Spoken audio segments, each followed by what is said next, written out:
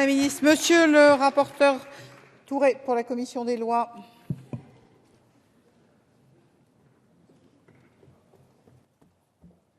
Merci Madame la Présidente, Madame la Ministre. Vous avez parfaitement bien résumé toute l'économie de cette loi. Cette loi, c'est une loi d'humanité. J'ai, au moment où je parle devant moi, tous ceux qui sont actuellement en prison alors qu'ils sont innocents.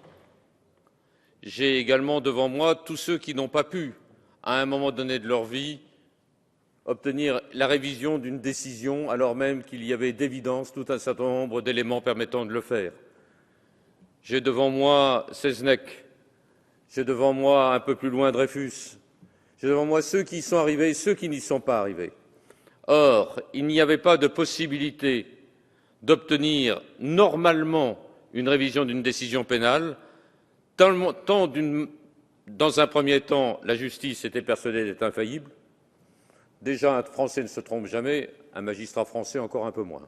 Donc nous avions à partir de ce moment-là cette notion d'infaillibilité qui s'attachait à toutes les décisions de justice. Il faut obligatoirement l'autorité de la chose jugée. C'est un équilibre absolu dans notre société, sinon on pourrait revenir de manière systématique. Mais il faut aussi faire en sorte que l'erreur judiciaire ne puisse pas être confortée par un système judiciaire. Et c'est contre cela que nous avons lutté.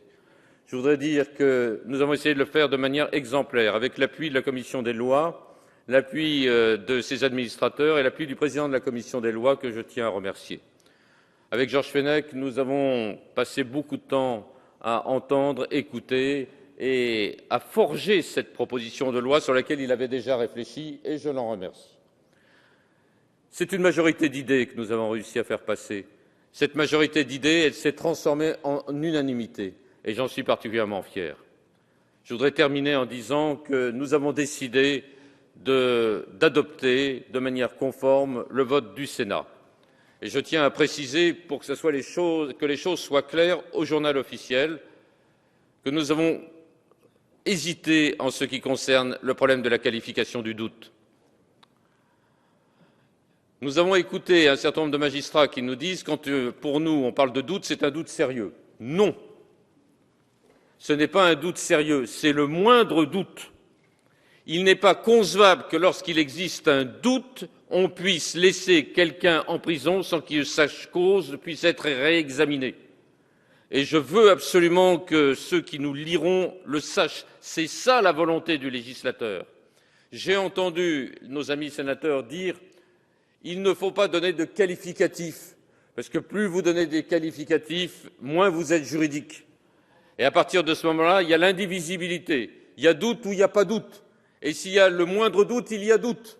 Voilà exactement ce que les magistrats qui nous liront devront retenir. S'il y a le moindre doute, à partir de ce moment-là, il y a doute. Voilà pourquoi nous avons souhaité que cette loi soit désormais la loi de la République dans les prochaines semaines, et j'espère qu'elle permettra à tout un certain nombre de personnes innocentes et en prison de pouvoir être rejugées. Cette belle loi d'humanité, Madame la garde des Sceaux, je suis fier de l'avoir menée avec vous. Je suis fier de l'avoir menée avec mes amis radicaux qui sont ici.